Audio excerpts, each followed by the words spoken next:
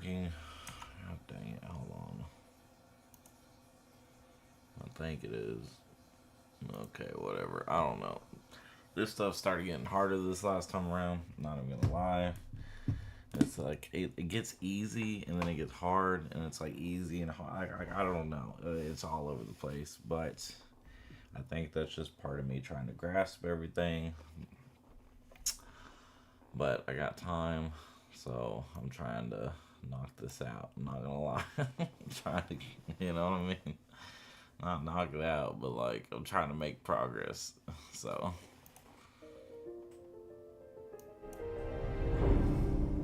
Kind of, I don't know. Screw it, I talk too much. Fuck.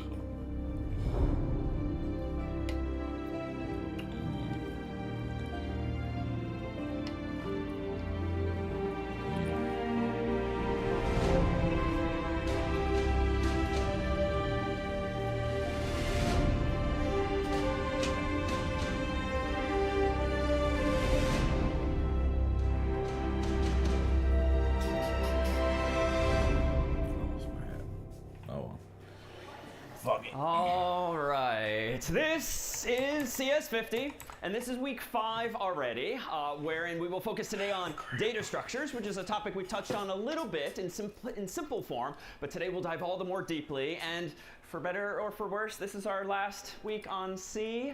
Next week, of course, we transition to Python, which is a so-called higher level programming language, which is really, frankly, just gonna make our lives a lot easier. We're gonna be able to solve a lot of the same problems, but so much more quickly as humans, but not necessarily, as we'll see, as fast when we run the code as the computer might have if we were still using a lower level language like C. So indeed, thematic over this week and next is going to be the theme that we've seen before of trade-offs. But before we get there, why don't we focus on a couple of data structures that you might encounter in the real world, namely stacks and queues. Let's learn some facts about both of these, if we could dim the lights dramatically.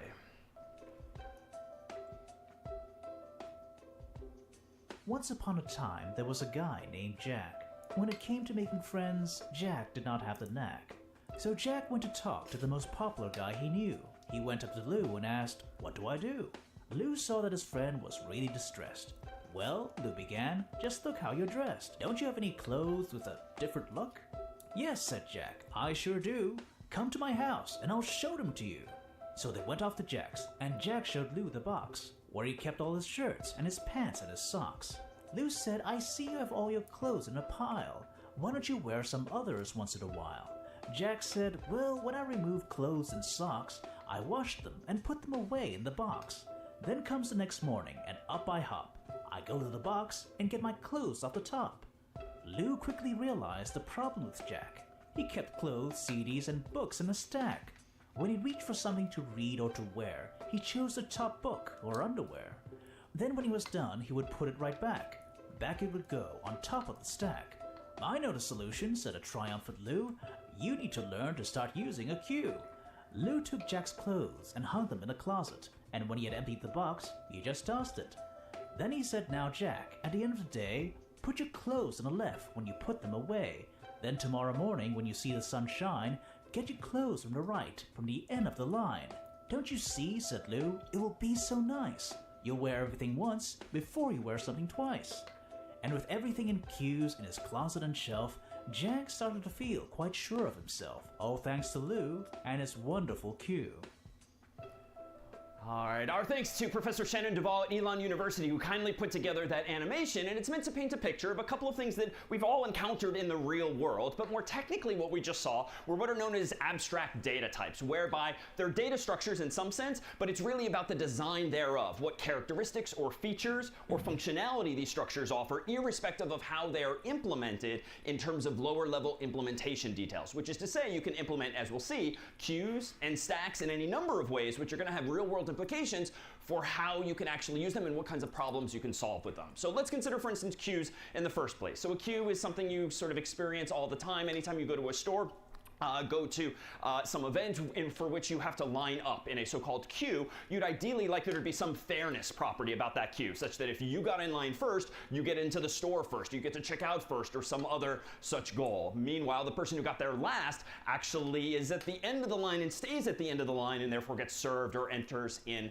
at the end. So queues have what computer scientists would say is a FIFO property, first in, first out. That is, if you're the first person in line, you're the first person to get out of line. And for many problems, that is a good solution, certainly if you're concerned with fairness. But more technically, a queue has what we'll call two operations. NQ, which is a fancy way of saying getting in line, and DQ, a fancy way of saying getting out of the line from the front of it. But those two operations, if you think about it in code, could it be implemented with different actual details? And by that I mean this. Here is one way that we could go about implementing in C code a queue for a bunch of people or persons who want to line up for something. So for instance, we'll decree that this queue can hold no more than 50 people, like that's the physical capacity, and then we define a structure, which we've done a couple of times in the past, whereby this structure has not only an array of persons that we'll call people, and that will be as big as is the capacity. So this is an array of size 50 for 50 such persons.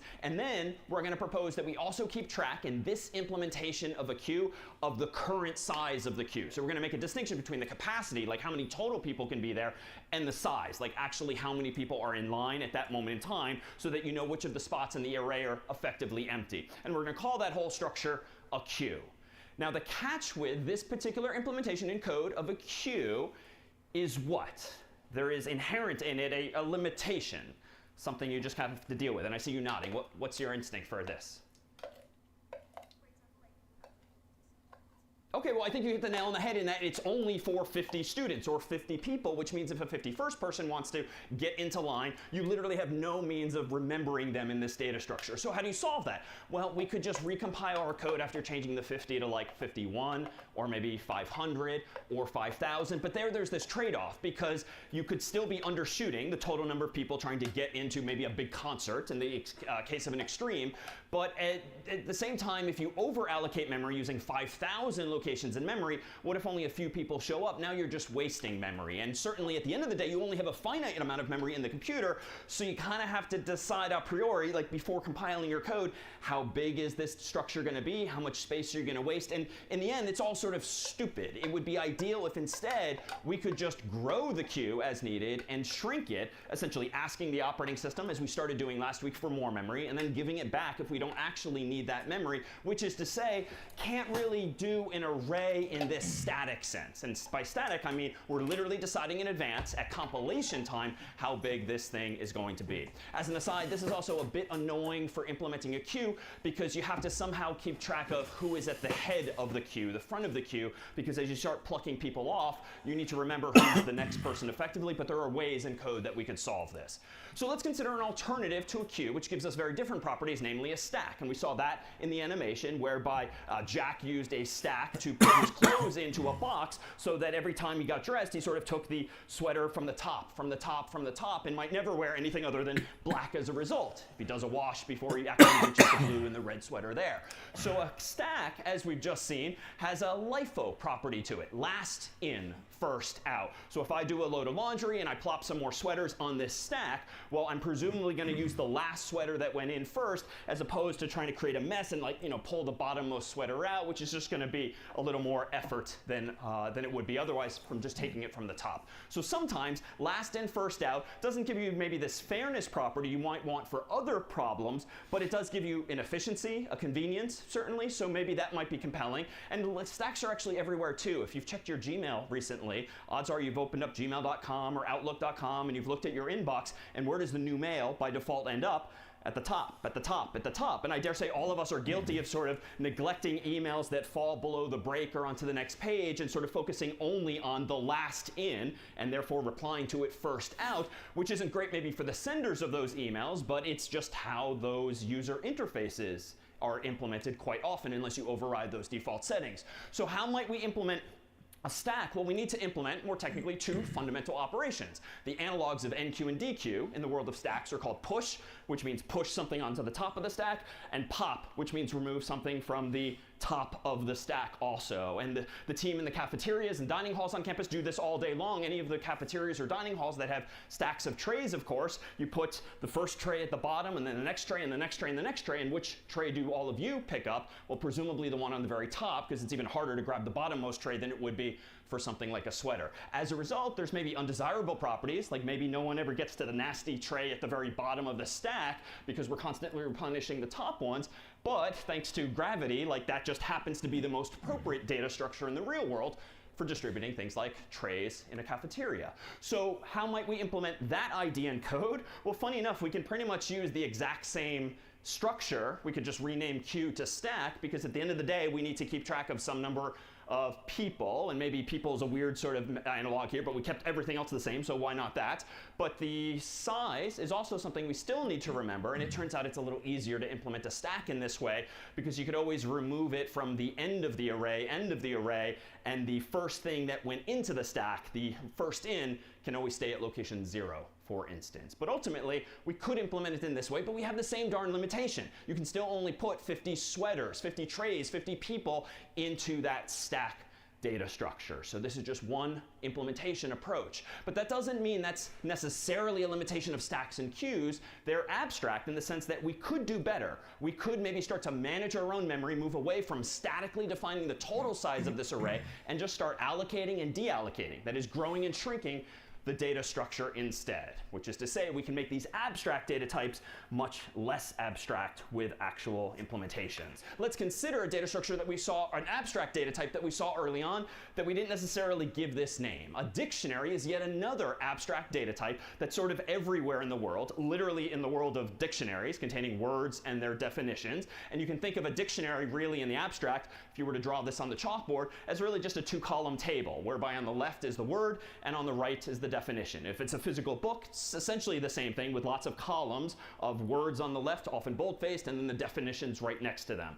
You can also see this in the context of like a phone book, which is where we began the course in week 0, where it's essentially a dictionary of names and numbers instead of words and definitions. And a computer scientist would generalize the notion of a dictionary further and just call the thing on the left a key and the thing on the right a value. And these things are omnipresent in computing, and you're going to start to see them all the more today and next week and beyond, in that if you just want to associate some piece of data with another piece of data, a so-called key-value pair, a dictionary is going to be your go-to data type. But even these two we can implement in different ways for reasons that we've already seen, like maybe there's only a finite size to this dictionary. If we're using an array, maybe we can do better than that. And maybe a dictionary, if implemented one way, is going to be fast. Maybe if implemented another way, is going to be slow. So we'll consider these other design possibilities today too, in the context of phone books and other data structures as well. After all, if you have an iPhone or an Android phone and Apple or Google only decided that you can have 50 friends because they implemented the Contacts app in an array, I mean, that would be an annoying limitation. So presumably, they've done things a little more dynamically, as we'll do today. So let's focus on the first of the data structures we saw back in week 2. That is an array, which recall was just a chunk of memory where you can store values in it back to back to back. And that was the fundamental definition. The values are back to back to back or contiguous in memory. And as we've seen, we generally have to decide in advance the size of an array. So for instance, if we want to store 3 values, like 1, 2, and 3, it might look pictorially like this. Or in code, let's go ahead and implement this same idea and take a moment to whip up our very first program here, and we'll call it, say, list.c. And in this program, let's just do something demonstrative of how you could use arrays to store 3 things in memory. It's quite simply the numbers 1, 2, 3, but you can imagine it being 3 people's names, 3 sweaters, 3 people, or any other piece of data as well. So I'm going to go ahead and at the top of list.c include standard io.h. I'm going to then do int main void, so no command line arguments. Then I'm going to go ahead and give myself an array of integers of size 3 called list. And that's how we've done that from week 2 onward. Then, just for the sake of discussion, I'm going to hard code some representative values. So the first value will be at location 0, because arrays are 0 indexed. Then I'm going to do the second value, which will be 2. And then the third value, which will be at location 2, but the value will be 3. Now, just to prove that we've stored this correctly in memory, let's just do a quick for loop. For int I equals 0, I is less than 3, I plus plus. And then inside of this for loop, I'm just going to do a quick printf of %i \n printing out the value of list at location I. So it's not a useful program per se, but it gives us an array to play with. It prints out what's in it, so hopefully we will see 1, 2, and 3 on the screen. So let me make this list program. /list, enter, and voila, we're on our way going. All right, but what if now we actually want to change that design and be like, oh shoot, I now have a 4th number that I want to store, or just bought a 4th sweater, or a 4th person wants to get in line, or I want to add a 4th friend to my contacts. Whatever the scenario might be, it stands to reason that ideally you would plop that 4th value right here in memory so that everything remains contiguous. You're still using an array. Your code doesn't really have to change except for the length. For all intents and purposes, it's the same implementation using just a bit more memory. But recall that when you declare an array of a fixed size, you only are getting promised that chunk of memory, not necessarily more memory to the right, to the left, above, or below conceptually, because recall in the context of your whole computer, you've got this canvas of memory, all of which represent here bytes, and there could be a whole bunch of actual values or garbage values in memory. So in a more complicated program, that 1, 2, 3, sure, might end up here, but if I also had created a string in this program, HELLO, world, might have also ended up right next to it in memory, which means I can't just plop the 4 here, because then if I'm still using that string elsewhere in my program, now it's going to say hello world instead of hello world, because you're just claiming the H, that byte, as your own, which does not, in fact, belong to your array. You were concerned? Why were you concerned? Did you see me getting stressed out? Hope everything is okay.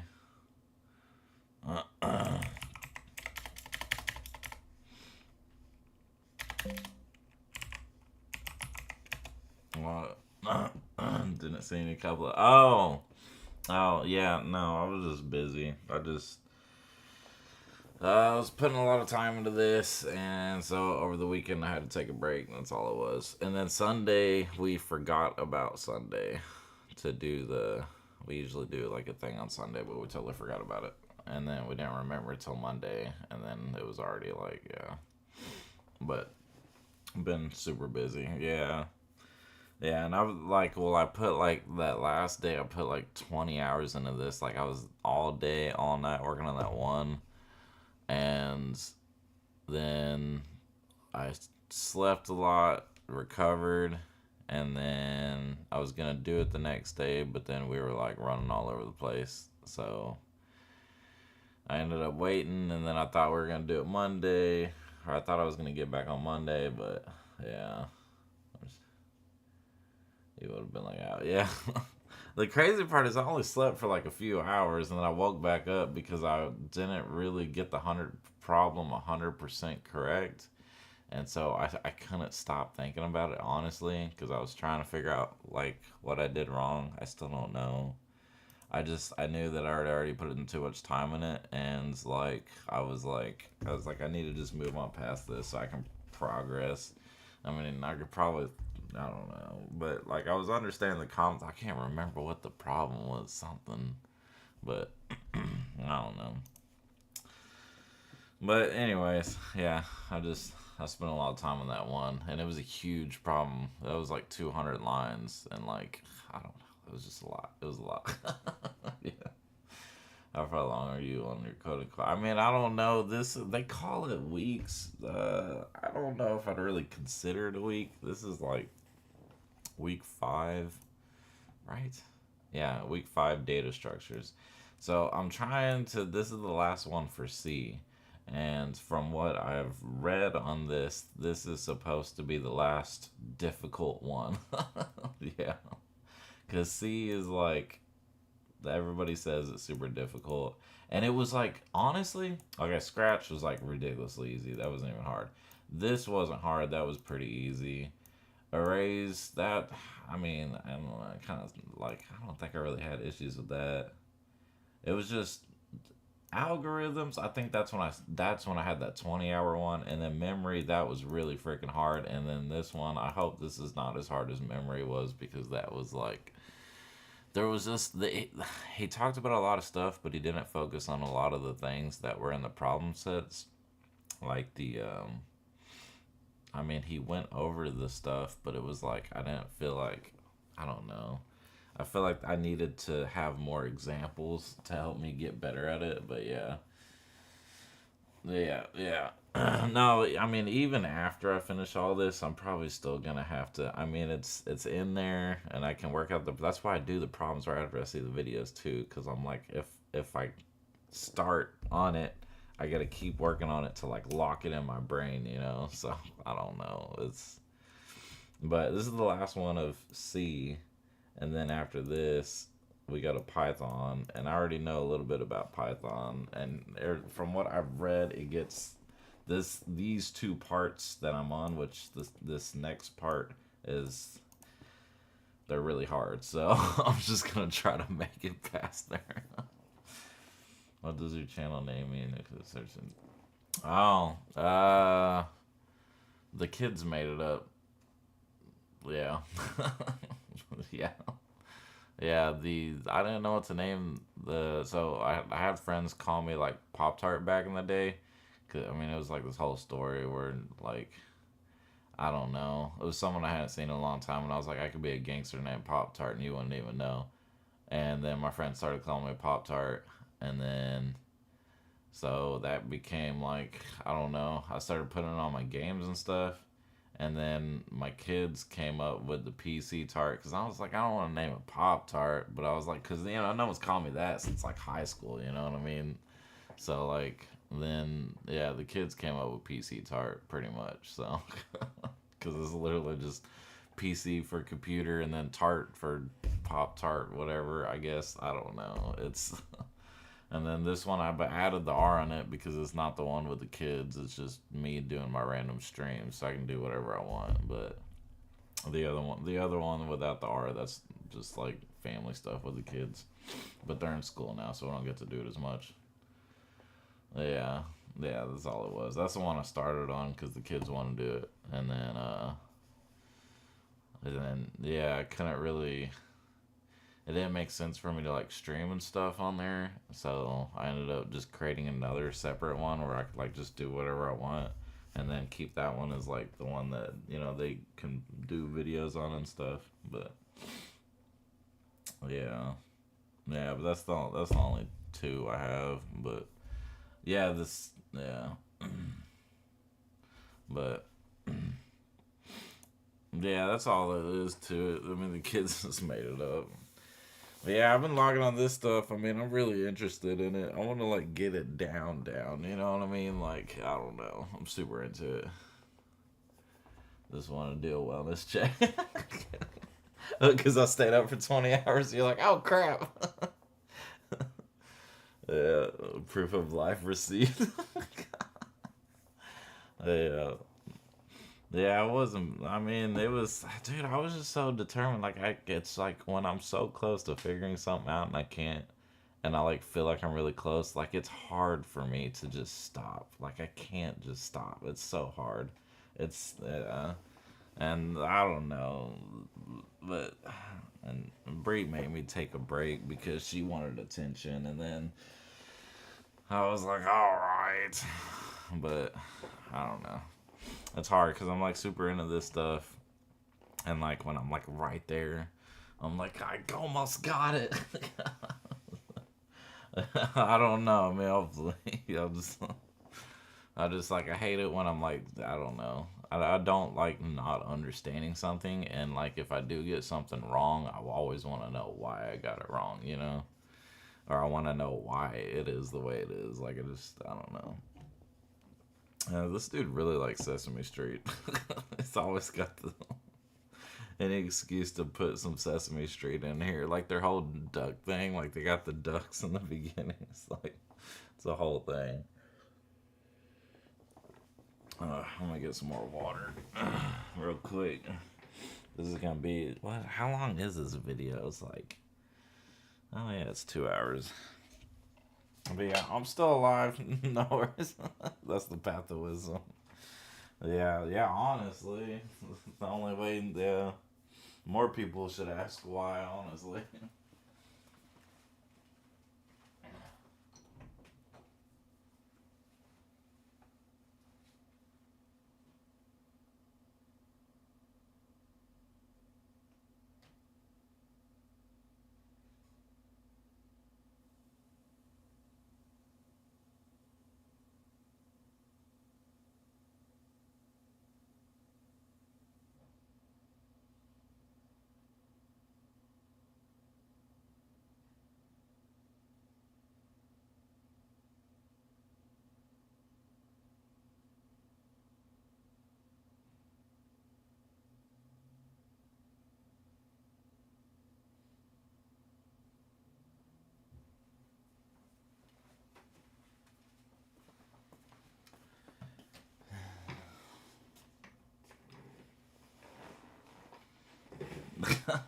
all good. I appreciate it. I enjoy the little conversation. Good night. I don't know how late I'll stay up. Hopefully not too late. Of course, it looks like there's plenty of other memory I could use here because these garbage values represented by Oscar are not being used. They've been used in the past, but we treat garbage values as memory we could reuse, certainly. So wouldn't it be nice to maybe just plop the 1, 2, 3, and 4 in this chunk of memory over here? And I can totally do that, but of course, if I want to do that, I got to copy the first 3 values over and then put the 4th one there, and then presumably give back to the operating system the memory I no longer need. So that, in fact, when using arrays, is a perfectly valid solution, and I think we can go ahead and do this in our same program. So let me go back to VS Code here, and instead of... I want to put what he puts on the same page. I was probably about to change it completely anyways. Oh, he made a loop, so what? I had to print all 3 of them? Yeah. For inch equals, I gotta get in the habit of typing all this stuff. It helps me remember every time. It's like gotta like put your hands on it kind of stuff. What do they call it? I can't even think of the right term for it. But like to remember, to help you remember stuff. Like I'm an hands-on learner, whatever it's called.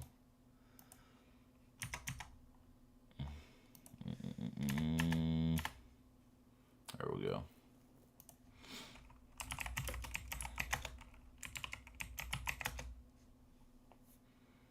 Two. Wait, why is it 2, 2, 2? Oh, because I didn't put that. Yeah, my bad. Okay.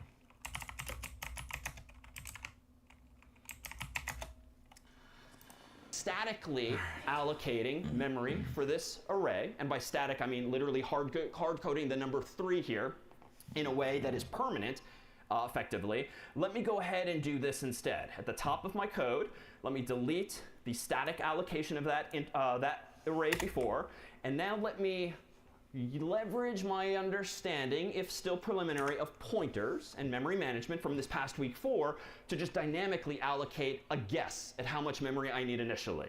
So I'm going to go ahead and use malloc and allocate space for 3 integers, but integers take up a few bytes, and it usually is 4, but just for good measure, I'm going to say times whatever the size of an int is the total number of bytes I want. So presumably it's going to be 3 times 4 equals 12, but I'm generalizing it.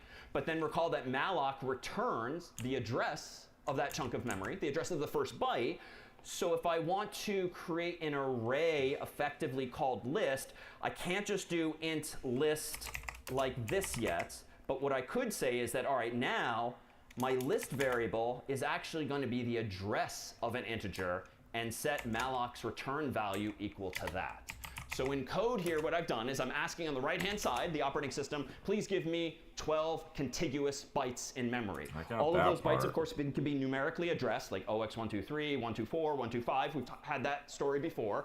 Malloc, by definition, returns the address of the first such byte, and it's on me to remember that I allocated 12, if need be. So I'm just storing the address of that first byte in a pointer called list.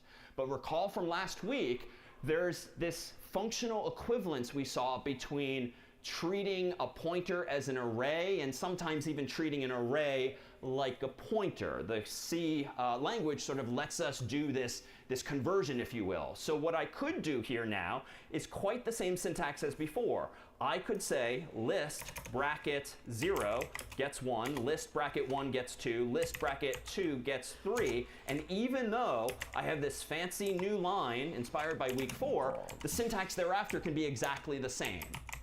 Why?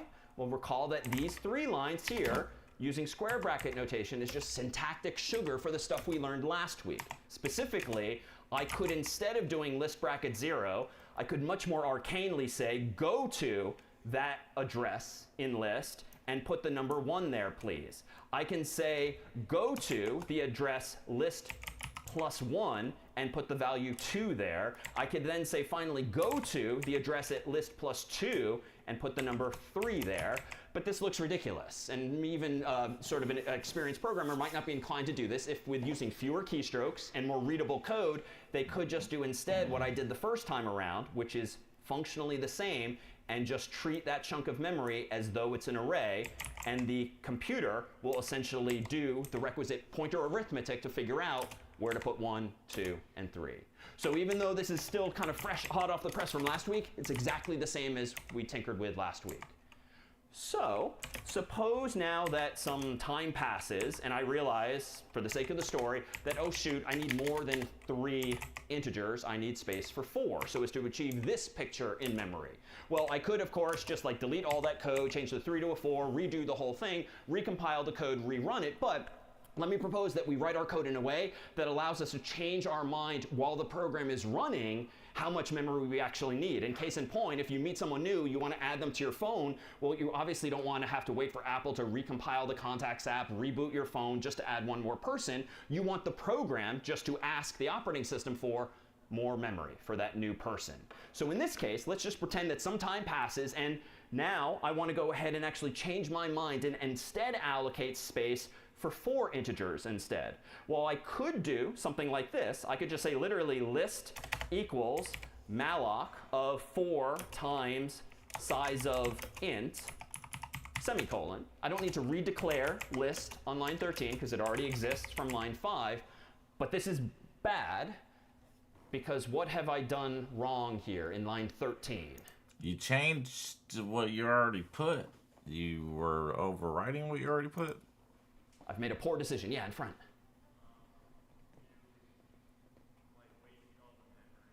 Yeah, I'm wasting all of the memory I had from line 5 because I'm essentially forgetting where it is. If the list pointer is literally a pointer, like a foam finger pointing somewhere in memory, what I'm really doing is saying, point it over here now, but I've completely lost track of those other 3 integers in memory, and that's what we described last week as a memory leak, which you could find with Valgrind, and if you didn't find it or fix it in code, eventually the computer and the program would slow down over time. So this is probably bad. It's not good to just unilaterally change your mind and say, no, no, no, forget about that memory, give me a new chunk of memory, especially if you want to copy the old memory into the new, just like I did a bit ago when trying to get the 1, 2, 3 into the bigger chunk of memory that can fit 1, 2, 3, 4. So how might I do this? Well, a temporary variable is kind of our go-to solution anytime we need to remember something in addition to something we already have in mind. So let me just give myself a temporary variable called TMP, by convention for short, and set the return value of this malloc call to that. And then what I could do is something like this. Much like my print statement earlier, I could do another for loop and say for int I equals 0, I is less than 3, I plus plus, and then in this for loop I could say treat that new chunk of memory as an array, like we can, set the ith location equal to the ith location in list. So these lines here copy old list into new list. It copies those first 3 values, and then what I bet I could do at the bottom here is then, just manually, I can say go to the 4th location, which when you 0 index is technically bracket 3, and set that equal. Oh, crap.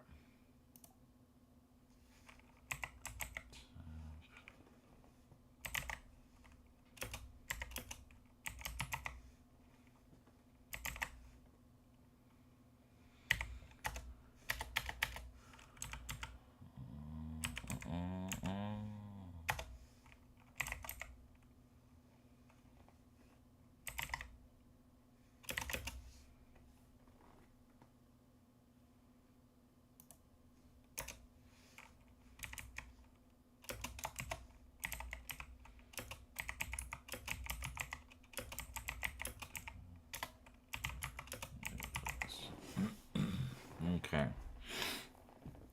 So we created, that's a space, told the computer to give us space. We're calling that space list. Then we insert our list, the size of it. 3 of the size of integers is 3 integers.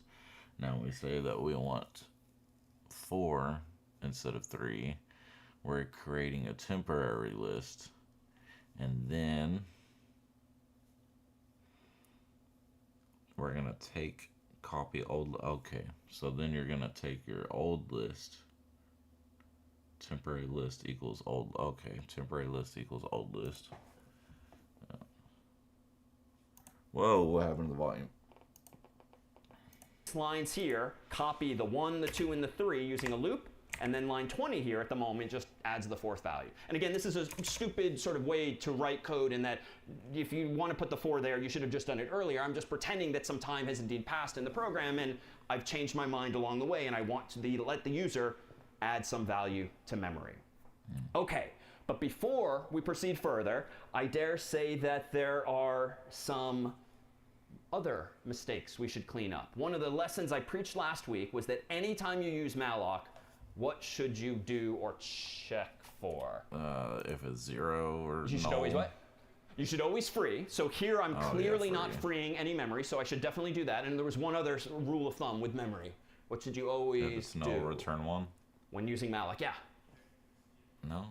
Check to see if null came back, which just means something is wrong, like it's out of memory or something else went wrong. And if you don't do that, your program may very well crash with one of those segmentation faults that we saw briefly in the past. So it makes the code a lot more bloated, but it is good practice. So let's just check if the list pointer I get back contains null. There's no point continuing on. Let's just go ahead and immediately return 1 because something has indeed gone wrong. And then down here, under malloc again, let's do the same. If the temporary pointer also contains null, now let's go ahead and similarly return 1 or any other non-zero value. But here's the subtlety, and let me combine your two ideas.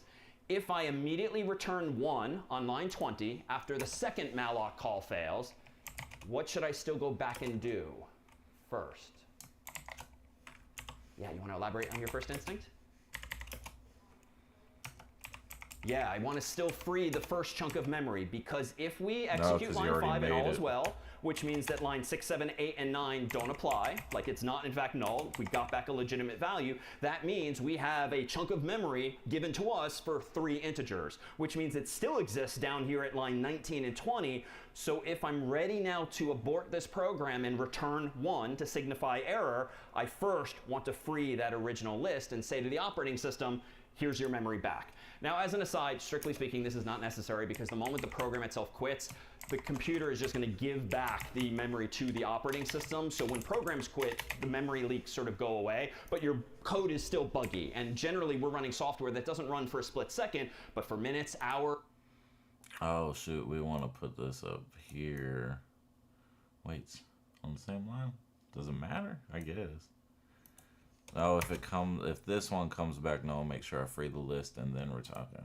Days continually, in which case it's best practice to squash these memory-related bugs now, check for null, free any memory so that you never indeed encounter these kinds of leaks. All right, so let's forge ahead a little bit more, and let me propose that after we have done the copy, we now want to similarly free the original list. However, what I think we're going to want to do first is, after freeing the original list, is remember that the new list is effectively that which we allocated the second time around.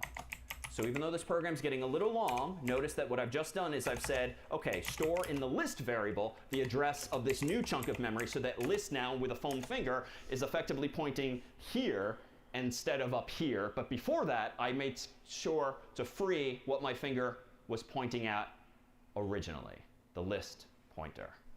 All right, lastly, let's just scroll down to the bottom of the code here. I can manually change the 3 to a 4 just to demonstrate that I've stored all 4 values in here. And then at the very end of the program, I think I have to free the list again, because now the list is pointing, a la the foam finger, to the bigger chunk of memory, the 1, 2, 3, 4. And then I can go ahead and return 0 at the very end, because all is hopefully well at this point. Let me go ahead and open my terminal window again and make this version of list. I made a lot of mistakes here, it seems. Let's scroll up to the very first. Call to undeclared library function malloc, ... What have I apparently done wrong? Hold up. Let me look. That which we allocated the second time around. So even though this program's getting a little long, notice that what I've just done is I've said, okay, store in the list variable the address of this new chunk of memory, so that list now with a foam finger is effectively pointing here instead of up here. But before that, I made sure to free what my finger was pointing at originally, the list pointer. All right, lastly, let's just scroll down to the bottom of the code here. I can manually change the 3 to a 4 just to demonstrate that I've stored all 4 values in here. And then at the very end of the program, I think I have to free the list again, because now the list is pointing, a la the foam finger, to the bigger chunk of memory, the 1, 2, 3, 4. And then I can go ahead and return 0 at the very end, because all is hopefully well at this point. Let me go ahead and open my terminal window again and make this version of list. I made a lot of mistakes here, it seems. Let's scroll up to the very first. Call to undeclared library function malloc, ... What have I apparently done wrong? Forgot to include. Or forgotten. Include that one. Include studio standard. Yeah, so in standard lib.h is where malloc is actually declared. So let's just add that quickly. Right? Let's go ahead and include standard lib.h in addition to standard io.h. Let me clear my terminal window, rerun make list, enter. Now we're good. /list, and phew, we see 1, 2, 3, 4. Okay, so at this point in the story. I messed up. God dang it.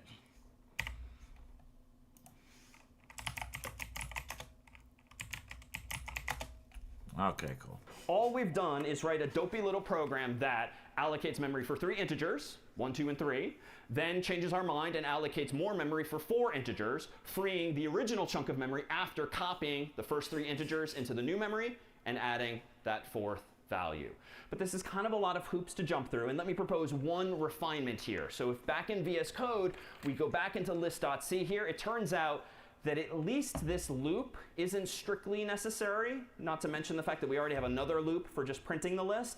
If I want to more cleverly reallocate memory, it turns out that there's another function that we didn't talk about last week, but is in standard lib.h2 called realloc, which, as the name kind of suggests, it reallocates memory, but a little smarter in that it will try to grow your existing chunk of memory if it can, which is going to be super efficient, because then you can just plop the 4 at the very end. Or if there just isn't room there, because maybe someone else put hello world right there in memory elsewhere in your program, it's going to do all of the copying for you. So what you get back ultimately is a pointer to the new chunk of memory containing all of the original data as well.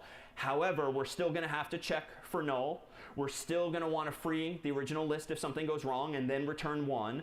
We're still going to want to add the 4th value, because realloc has no idea what more we want to put in the list. But I can, in fact, delete my other for loop, whose purpose in life was just to copy all of those integers from old into new. All right, that was a lot. Oh, Let yes. me pause for any questions.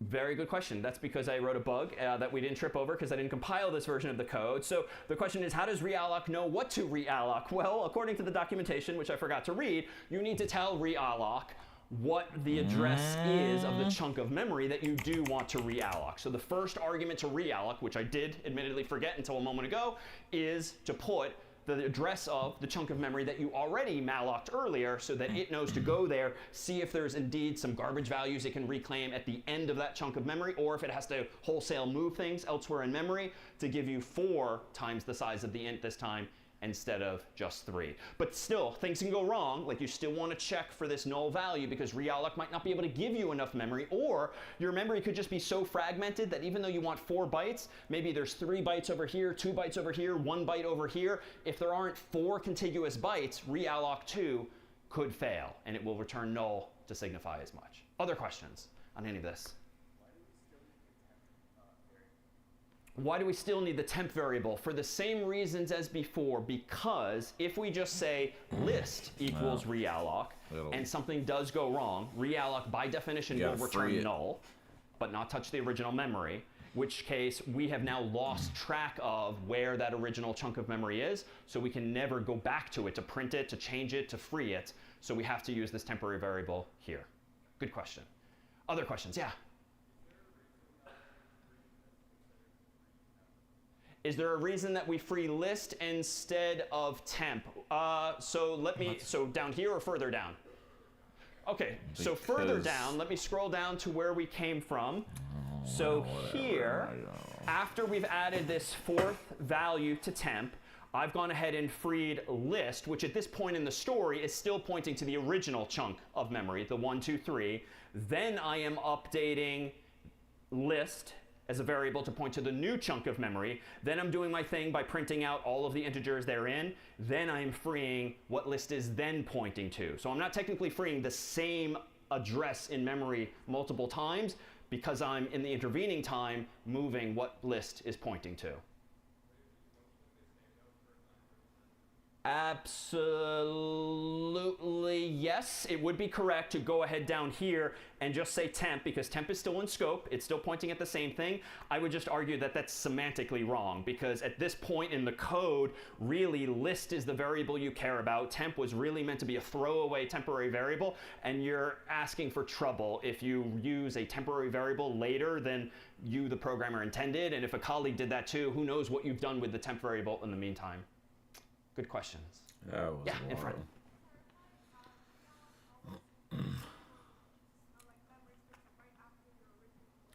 Correct. Realloc will try to give you more memory in the same location as before if there's room at the end.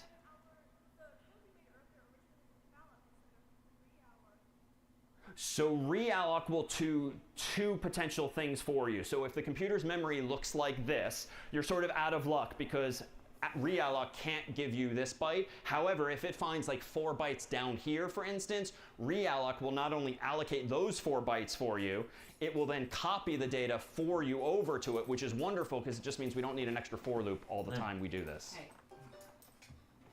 Yeah, in front. Someone was checking up. They saw that I hadn't streamed in a while, and then we didn't do the Sunday thing, and they're like, just making sure you're still alive, because that last time you streamed for 20 hours, then he didn't stream for days. I was like, damn. Aw, that's sweet of them. Well, They care. People genuinely care. I fucking love that, man. It makes me still have faith in the world, considering. well, I gotta pee real quick. I gotta go pee too. But I need to switch out the cars, at least get the other car off the street.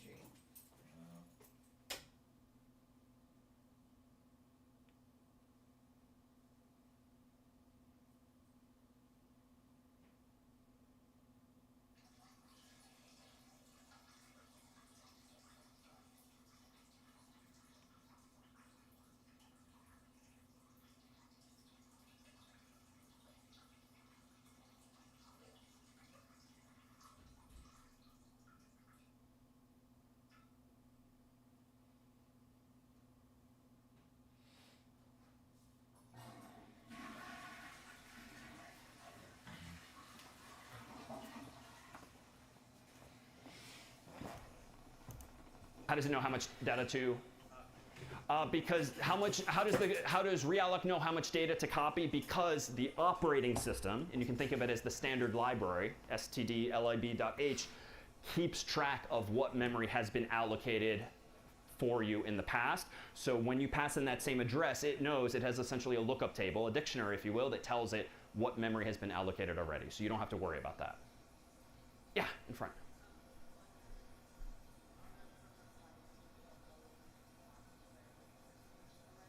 Good question. In other programming languages, you don't always have to declare the length of an array. Case in point, Python coming next week. That is because someone else who invented that programming language wrote all of this kind of code for you. And indeed, that's one of the goals with our transition between weeks 5 and 6, is to demonstrate that all of these problems are still being solved, just not by you and not by me anymore. We're standing on the shoulders of other smart people who have invented not just new code, but like a new language and a new compiler, or as we'll see, an interpreter for it, so that we can hide all of these lower level details. Because honestly, as you can see already, like, this is an annoying number of lines of code just to have a conversation about the numbers 1, 2, 3, 4. In Python, we could reduce this code to like 2 lines of code, 1 line of code. It's going to be fun. All right, so with that said, among the goals here was to demonstrate that there are a bunch of ways in which we can implement these data types, but let's talk more concretely about what we'll call data structures, which are concrete definitions of how you use the computer's memory to lay stuff out in memory. And using data structures, you can implement stacks and queues and dictionaries and all of these other things. So we're going to put into your toolkit today a whole bunch of canonical data structures that, like, every computer scientist does and should know, that you won't necessarily implement all of the time yourself, but when you use some feature of Python or Java Java or C++ or some other language, you are choosing among typically implementations of these data structures that someone else has written the code for so that you can just benefit from the functionality and the features thereof, like that FIFO property we talked about, or LIFO, without having to get into the weeds too much yourself. So when it comes to data structures, let's consider that we have at our disposal now a few new pieces of syntax in C, and we're going to add just one more today. We saw last week that we have the struct keyword, and we've seen that for a few weeks now. Whenever we want to invent our own data structure, we can use literally struct. We saw in the past that you can use the dot operator to actually go inside of a structure to get at a person's name or their number. And we saw last week the star operator for dereferencing a pointer, dereferencing an address to actually go somewhere, like inside of a structure. Wonderfully today, we're going to see that you can actually, in some cases, combine the dot and the asterisk into a single operator with two characters that literally looks like an arrow. And that will help reflect the yellow and black drawings that we've done over the past couple of weeks where we have an arrow on the screen pointing somewhere. This literal arrow in code is going to line up with that same concept. So let's introduce the first of our alternatives to arrays.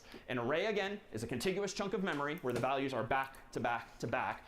Among the upsides, so fast, because like all the data's right there. We've seen since week 0 you can do binary search and just jump around randomly by just doing simple arithmetic to go to the middle, the middle, the middle, by just dividing by 2 a couple of times and rounding as needed.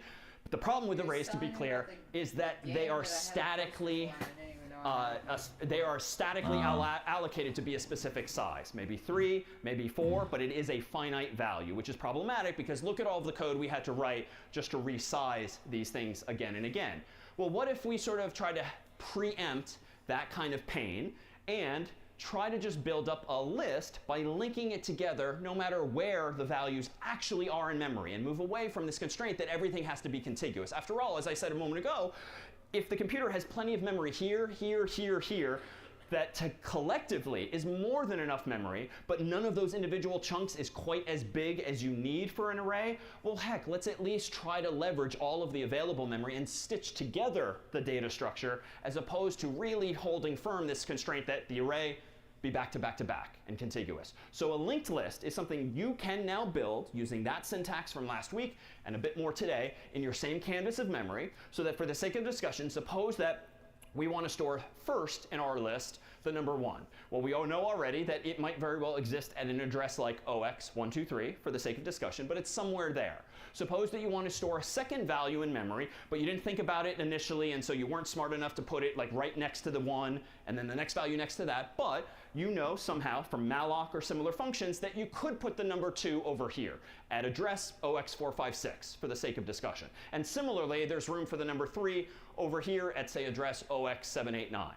So already we have a list of values in memory, but because they're not contiguous, you can't just do some trivial plus plus trick to go from one to the other because they're differing numbers of bytes apart. They're not just back to back 1 byte.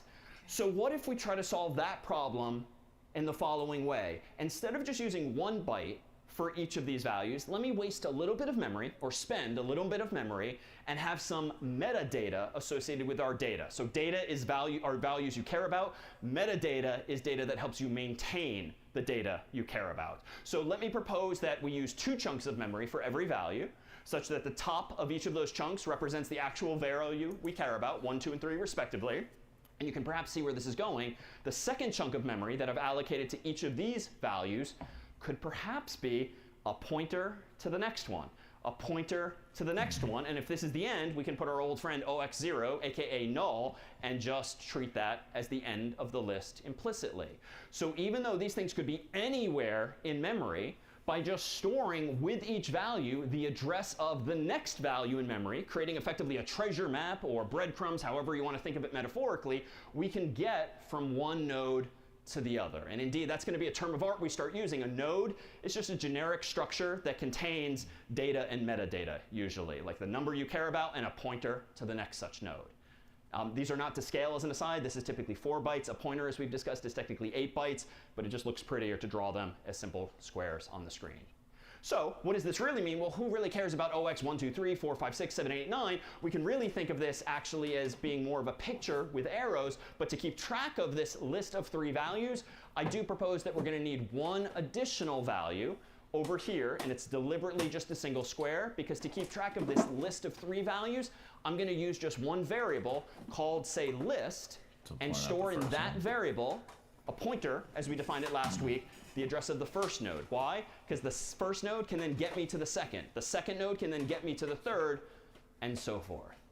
So what's the upside now? If I want a 4th value somewhere on the screen, I could put it here, here, here, here, wherever there's enough room, and just make sure that I update the arrow to point to that next chunk. Update the arrow to point to the next chunk. There's no copying of data. 1, 2, and 3 can stay there now forever until the program quits, and we do actually free it, but we can just keep adding, or growing this data structure in memory. So that is what the world knows as a linked list. In Python, to which you were essentially alluding, a list in Python is indeed a linked list. Other languages call these vectors. What? Do we have GoldenEye? Are you serious? We don't, right? That was an expensive one. Did you find it yet? We do have it? I only showed it to you a good couple of times, but you've even been like, oh, GoldenEye. Yeah. Well. Vectors, but they are essentially arrays that can be grown and shrunken automatically, effectively, without you having to worry quite as much about it. So how does the code for implementing something like this work? Well, let me propose that we have this familiar friend of a person, which we claimed in past weeks has a name and a number associated with them. We know from last week that strings are not technically a thing in C as a keyword, so that's technically just char star, name and number, but same idea otherwise. And this is what we defined in the past as a person. So this is a structure we've seen before. I now need to implement the code equivalent of these rectangles, each of which has an integer and then a pointer to the next such value. So let me propose that we delete what's inside this structure, change the name from person to node, which again is the generic term for a container of values. And let me propose that inside of this new node structure, we put literally an int for the number we care about. There's going to be my 1, 2, 3, or 4. And then, and this is a little bit new, let's include in this structure a pointer to the next such node. It's a pointer in the sense that it's an arrow. It's the address of the next node, so that's why we say node star. I could call it anything I want, but semantically calling it next makes perfect sense because it's the next such node. But this isn't quite right. For annoying technical reasons, I need to do one other thing here. I need to technically, and we've not done this before, put the name, give a temporary name to this structure, if you will. So literally say struct node here, even though I've already said node here. Why? Because I technically need to change this line to say struct node star. Long story short, why is this necessary? Well, recall in the past, C and the compiler reads your code top to bottom, left to right. Well, if we, in a previous version of this code, we use the word node here, but the compiler never sees the word node until down here, like it's just not going to compile because the word literally doesn't exist. We saw this with functions in the past. So the solution to that was to put the prototype higher up in the file, and then it would compile okay. You can think of this as somewhat analogous, whereby if I give this structure a name on this first line, even if it's redundant to this one, then I can say struct node inside of these curly braces because the compiler has already seen the word node there. So just, you have to do it this way. So now that we have this in code, we can kind of start playing around with actually storing these things in memory. So let me propose that we go ahead and do this by transitioning back to VS Code here, and let's, instead of using our array-based implementation, let's implement the first of our linked lists. And I'm going to be a bit extreme and delete pretty much everything inside of main. I am, for convenience, now going to include the CS50 library, not so much for the char star thing, but because, as we discussed last week, it's still useful for getting ints and getting strings and other things, which, instead, unless you use scanf, are much harder and more annoying to get in C. So let's go ahead and do this. Outside of main, let's go ahead and invent this node called struct node here. Then inside of my curly braces, we'll give every such node a number and every such node a pointer to the next such node, and we'll call this whole thing node by convention. Then inside of main, let's go ahead and do this one step at a time. Let me propose that to create a linked list initially, it's empty. So how do I represent an empty linked list? Well, I could call... I was trying to at least get through the video.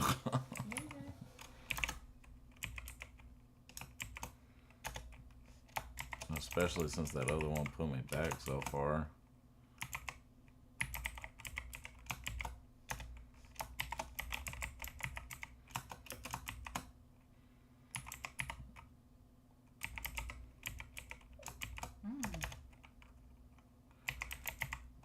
I had some people, I had a couple of people reach out, because I stopped for a couple of days.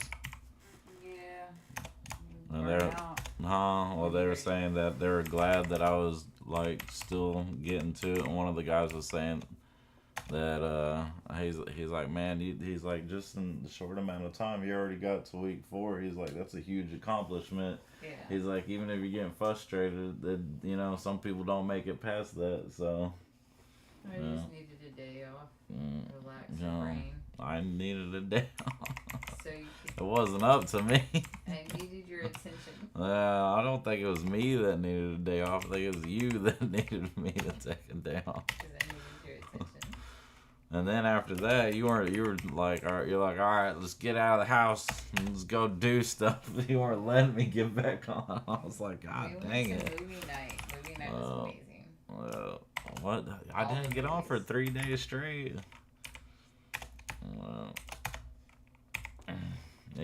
The movie night I did, but before, like, the 3 days before that, I don't remember. Well, the other day, I guess we were just hanging out with Cora. Well, that's when we went outside and you were washing the cars and stuff. Yeah, I spent all day washing cars. Yeah. They needed it.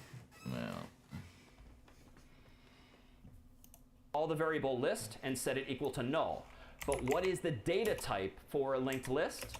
Well, per the picture that we had up earlier, insofar as all we need is a single pointer at far left here to represent the address of the first node in the list, I dare say all we need to... I'm learning about linked list finally. Linked list was something they were talking about like a long time ago before I started this, and I was watching that video and I was like, I don't know what the fuck they're talking about. Yeah. Now you do? Yeah. Because I learned about arrays the other day, and then arrays and linked lists, like, they all kind of are like kind of the same idea, but like an array is like a string of characters or bytes that's, whenever it gets put in the computer, they're all touching, they're all together, and the only thing that ends it is a null at the end. What are they doing? They're all together. They're linked. I mean, it's... the fuck? I never grow up. It's a centipede, you know? What do you want? But then the links list isn't like that. So, like, whenever you have, like, an array like that, it has a pointer that's giving you basically directions to the first one, and then once you're able to get to the first one and you have that address, then the rest of them come along with it. But when you have a linked list, it's say like you would never ideally do this with a linked list, but like if you fucked up and you didn't put your shit like together in one string, then like an array, then you could do a linked list to where you fit stuff in different parts and they may not be all together, but you can have them point at each other, and that's why they call it a linked list, because they'll be scattered bytes, but they can point at each other to become what would ideally be an array. It's just not the same idea. An array is like they're all connected, and a linked list is more like they all know where each other's at. So they communicate to each other, but they're not connected. Well, they communicate in each other in one direction, but yeah. And then you also have to have one space that just tells you the direction of the first one, and then the first one tells you the direction of the second one. It's universes. No, they're bytes. It's I'm using it. No, it's like, for me, like universal connection for lighting and sound. Yeah. That's the only way to make it work, is you have to hit up every universe and make them connect to make them all work on your lighting console. Yeah. Yeah, because everything that comes out of the computer is single bytes. It's like you got characters and integers, but to make like a string of words or a string of integers or something, you have to have, you know. Well, the integer, you don't really get I mean, you can make it not like it a string, but then it wouldn't be an integer anymore, so that's technically not right. I mean, either way, an integer is a one, giant bit number, because the integer has a limit to how high it can climb. If you climb too high, then you gotta swap from integer to long, and then that can only go so far. But that's the other reason that they said that computers and stuff are gonna shut down, because they're about to hit that limit for like the time and everything. The global clock that we run off Allegedly. of for the year 2000. Yeah, the next and another one. yeah, they didn't code in, but I mean, really, it's, I don't know. They can code it in now, so it's not going to go anywhere. Well, no, because what they did before was they coded it in, which is fine, but in this situation, they can't code it in. They have to copy it and delete it, basically. Or, I don't know, something. I'm not sure. But, I don't know. I mean, I don't think it's that big of a deal, but, it's just like a... But the reason that they were worried was because he said it was a real situation, like the shit was going to shut down if they didn't figure something out, because when you don't give a computer a command, when it doesn't know what to do and it hits a point of not having anything that it can do, then it just fucks up. So, unless you give it special request. Say is that our list is of type node star. That is to say, what is the linked list? Well, it's by definition the address of the first node in the list. So that's the first subtlety here.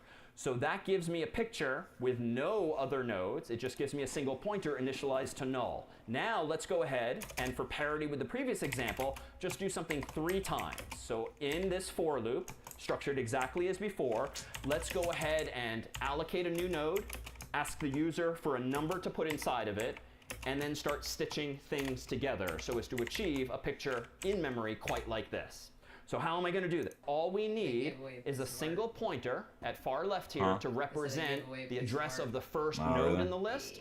I dare say all we need to say is that our list is of type node star. Yeah. That is to say, what is the linked list? Well, it's by definition the address of the first node in the list.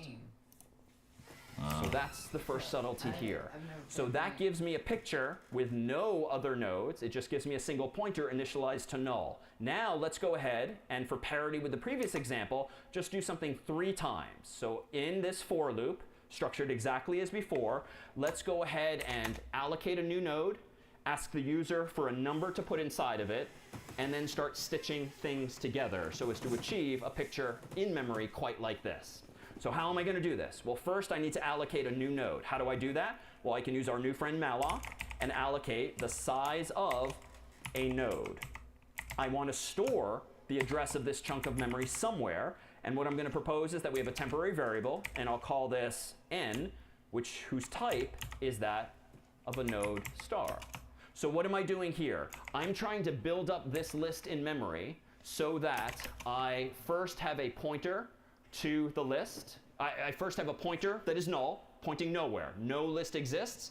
I then want to go ahead and create one new node, store value in it, and then point my list at that node. Then I want to do it again and again, a total of 3 times. So how do we do this? We allocate space for the size of a node, however many bytes that's going to be. It's probably going to be 12 because it's 4 for the int and 8 for the pointer, but who cares? Size of will answer that question for me. I'm going to store the address of this chunk of memory inside of a temporary variable called n for node. And that's why it has to be node star, because it's going to be pointing to an actual node. I'm going to do my quick sanity check. So if n equals null, we can't proceed further. I'm going to go ahead and just return 1 right now. So that's just sort of boilerplate code you should be in the habit of doing anytime you're using malloc. But if all goes well, let's do this. Let's go to the address in n, and then go inside of that node and change its number to be whatever the human wants it to be by using getInt and just prompt the human for their favorite number. Then let's go to that same node and update the next field to equal, for now, null, because all I want to do is allocate one new node with that number. That's it. Then I'm going to need to stitch this together further. So I'll propose that all we need do, and let's clean this up first, is now make sure that we string these nodes together. This syntax isn't quite right because technically, because of precedence, I need to dereference n and then go inside of it. I need to dereference n and then go inside of it. However, this syntax, if it's looking a little overwhelming and you have no idea now what's going on, thankfully in C, there's much simpler syntax, which is this. Go to the node and go inside it to get the number.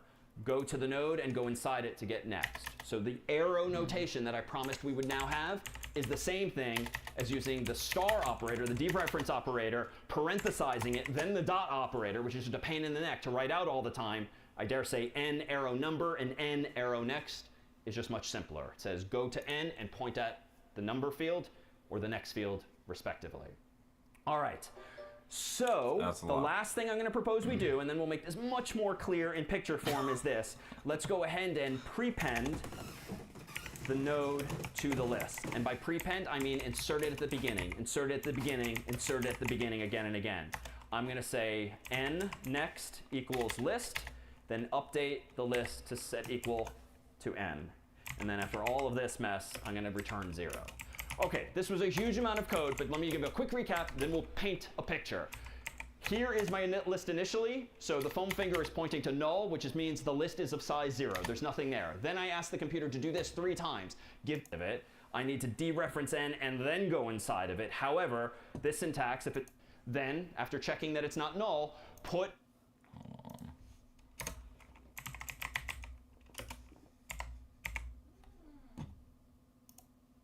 the node to the list. And by prepend, I mean insert it at the beginning, insert it at the beginning, insert it at the beginning again and again. I'm going to say n next equals list, then update the list to set equal to n. And then after all of this mess, I'm going to return 0.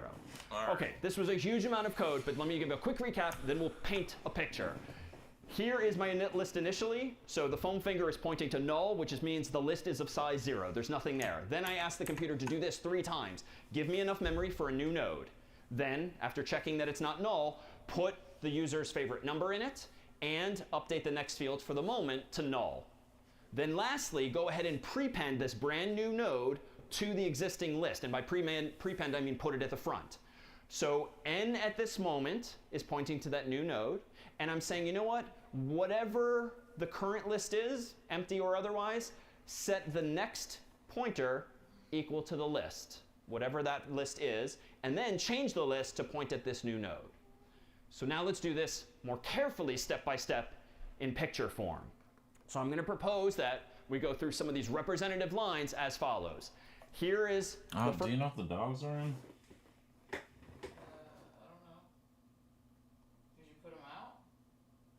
I don't know. I thought I just heard Pepper whining. That was me. Oh. Should I check if the dogs are in? I'm in the bathroom changing. Get out of the skirt so I can sit however I want. Okay. To stay in the skirt, I can't sit however I want. I don't know why you're wearing it. Huh? I don't know why you're wearing it then. first line of code, even without the assignment. If you just allocate a variable called list, that's a pointer to a node, what you essentially have is a box of memory that looks like this. It's a garbage value though, because there's no assignment operator, so who knows what's inside of this pointer. That is why in my actual code, I set it equal to null, which effectively creates in memory the same box, but gets rid of Oscar the Grouch and puts the null value there. So we know it's not a garbage value, it's a pointer known as null. So that's what that very first line of code did in the computer's memory.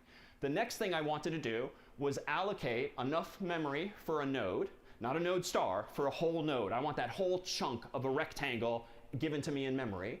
That's going to return to me the address of the first byte thereof, and I'm going to store that in a temporary variable called n. So at this point in the story, n is going to be a pointer of its own, another box, that initially, sure, is going to be a garbage value, but because I am using the assignment operator, it's going to point to that chunk of memory, which malloc, if successful, presumably allocated for me in the computer's memory. So n, for all intents and purposes, points at that same chunk. These values are still garbage values because it's just a chunk of memory. Who knows what it's been used before? But that's why after this line of code, I took care to get an int from the user and then initialize the next pointer to null. So for instance, for the sake of discussion, let's get rid of getInt for the picture and just say the human typed in the number 1 initially. Well, that's equivalent to putting the 1 in the number field by first going to the address of in n and then dereferencing it using the star and the dot notation respectively. So that means follow the arrow and then change number to the value 1. Then the next line of code, or equivalently, you can just do the same thing. And thankfully now C syntax lines up with what the pictures look like we've been drawing. Go to n, follow the arrow to the number field. That's literally what the syntax is telling me. Meanwhile, if I use that same syntax again for n arrow next, set int equal to null, that's like saying go to n, follow the arrow, and change the next field, in this case to null, or we'll just blank it out to be clear. So at this point in the story, we have allocated the node, we have stored 1 and null there, list is still null, n is pointing to this, but the whole point of this exercise is to add this node to the list. So we need to somehow update this value, which is why ultimately I'm going to do something like list equals n. Now that seems a little weird semantically, but recall that n is a pointer, that is the address, pointing at 0x123 or wherever that is. So to point list at the same node, it's equivalent to setting list equal to n, because then we'll effectively have an arrow identical from list pointing at that new node. And at this point, I don't even care what n is anymore. It was always meant to be a temporary value. This now is my list.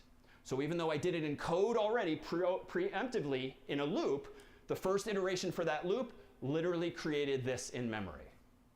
All right, let me pause before we go through numbers 2 and 3 for any questions. Because the VS Code version looks scary. This is perhaps a little more bite-sized. Okay, so how about we do this twice more for 2 and 3 respectively? So again, inside of our loop, we're back to this line, which asks the operating system for enough memory for the size of a node, stores that address temporarily in a variable called n. So here's our friend Oscar brought back onto the screen. Maybe the new chunk of memory is over there. This effectively points n at that chunk of memory. The next line of code inside of that loop that's relevant is this, and we'll get rid of getInt and just pretend that I literally typed in 2. We're going to go to this version of n, follow the arrow, go to the number field, and set that equal to 2. The next line of code, we start at the end, follow the arrow, change the next field to null, and then, same lines as before, we now need to update list equaling n, but something's about to go wrong here. If I update list to point to the same node that n is pointing at, watch what happens. I set list equal to that. N, because it's temporary, might as well go away at this point, but what have I done wrong logically here? Yeah. Yeah, I lost the arrow to the original node. I have orphaned the first node because now nothing in my code is actually pointing at it. I've got in duplication 2 pointers pointing at this chunk of memory. So this thing, even though we obviously as humans can still see it, we have lost track in code of where it is, which means that is the definition of a memory leak. I can never get that back or give it back to the operating system until the program itself finally quits. So I think I need to be a little smarter and not do this line quite like this yet. I think what I want to do, and I've rewound, so list is still pointing to the original list, n is pointing to only the new node. What I think we need to do is something like this, and this is why the code was fairly non-obvious in VS Code at first. Go to n, follow the arrow, go to the next field, and here's the cleverness, point this pointer to the existing list's value. So if the existing list is pointing here, that just means, hey, point this to the exact same thing.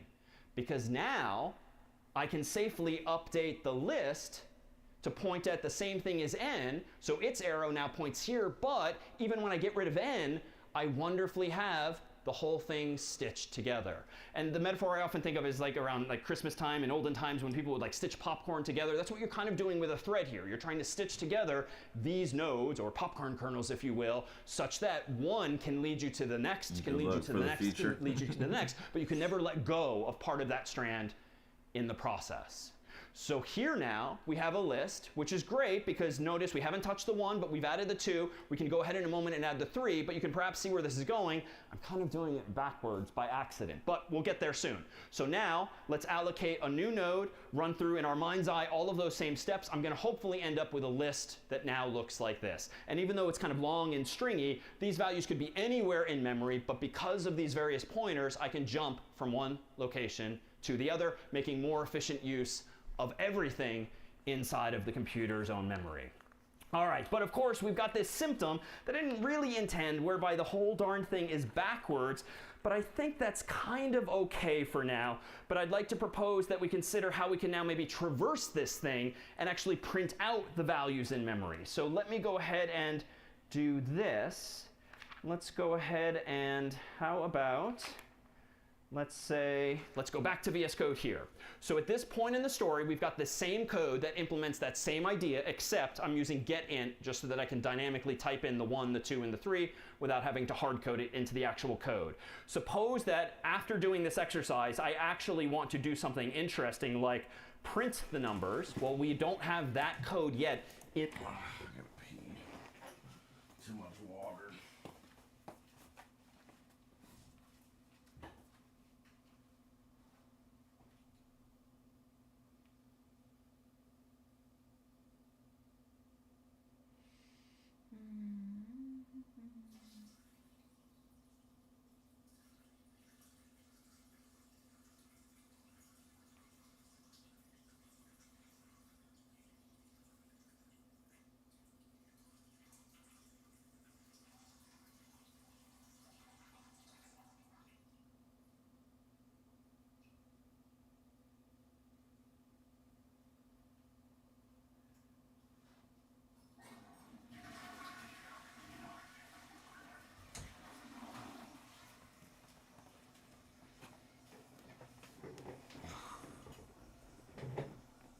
This version of my program.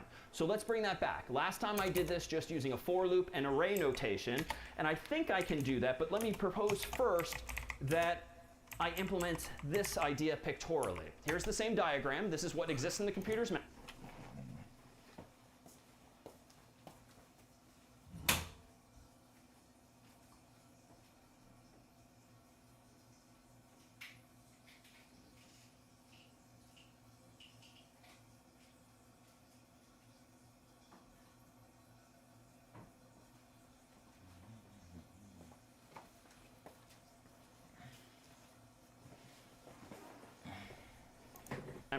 If I want to go ahead and print out these numbers, albeit in reverse order, let me propose that we can do this by giving ourselves another temporary variable. We'll call it PTR, pointer for short.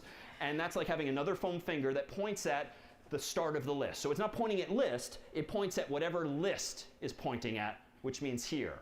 Then I can print out the 3 pretty easily, so long as I next update pointer to point to the 2, print it out, then point it to the 1, print it out, and eventually I'm going to realize, oh, I'm out of nodes because the end of this list is null. So that's the idea I want to implement now logically in code. Create a temporary variable called pointer, set it equal to whatever the list itself is, print out the value, update the pointer, print out the value, update the pointer, print out the value, update the pointer, realize it's null, and stop.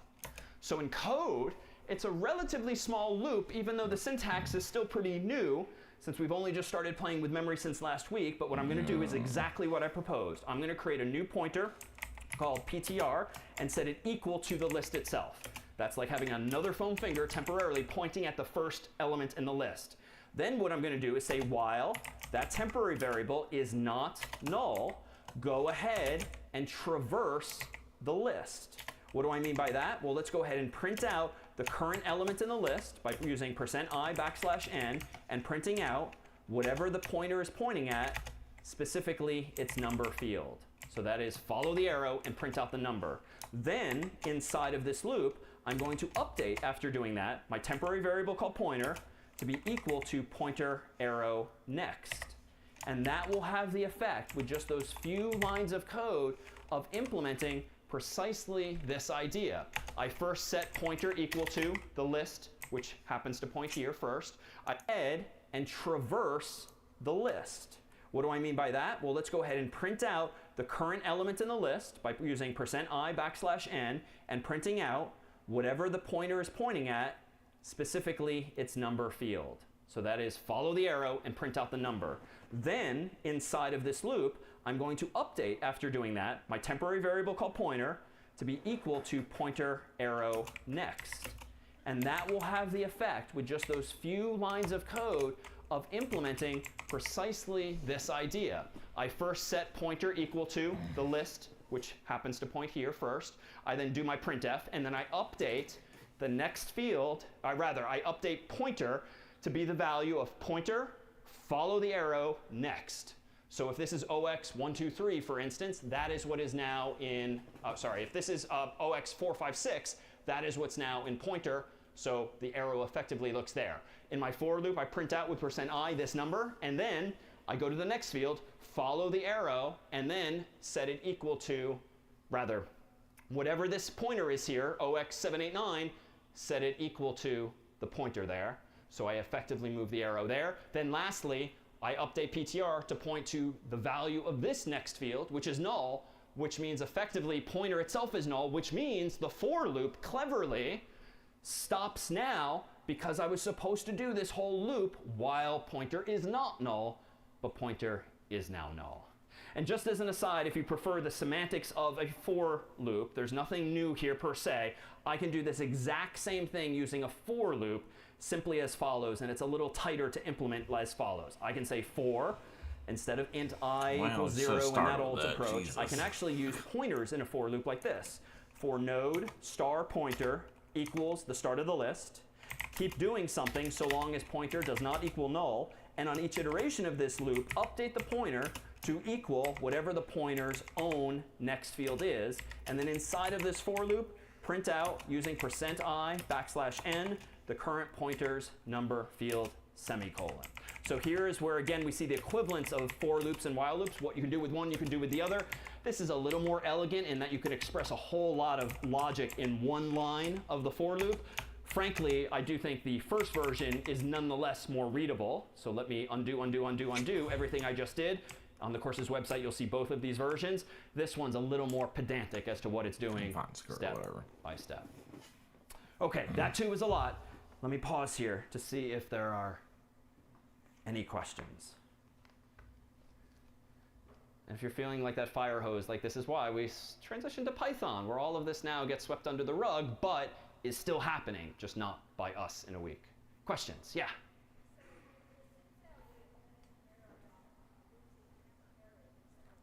Yeah, really good question. So here I've been preaching like we don't want to lose memory, we don't want to leak memory, and here I am fairly extravagantly now spending twice as much memory to maintain this data structure. That's going to be among the themes with all of the data structures we talk about. If we want to gain some benefit, like dynamic growth and shrinking of the data structure, you got to give me something. And what you've got to give me in this case is the ability to use more space. In a bit today, and after break in particular, we're going to decide we'd really like these algorithms to be faster. Well, that's fine, but you're going to have to give me something in return. You're going to have to spend more space to make the code faster. And so time and space and financial cost and human time and any number of other resources are all things that you need to evaluate as a programmer or a manager and decide which is least and or most important to you. And right now, I don't care about space as much as I care about the dynamism that I'm trying to solve first. Other questions on here? Yeah.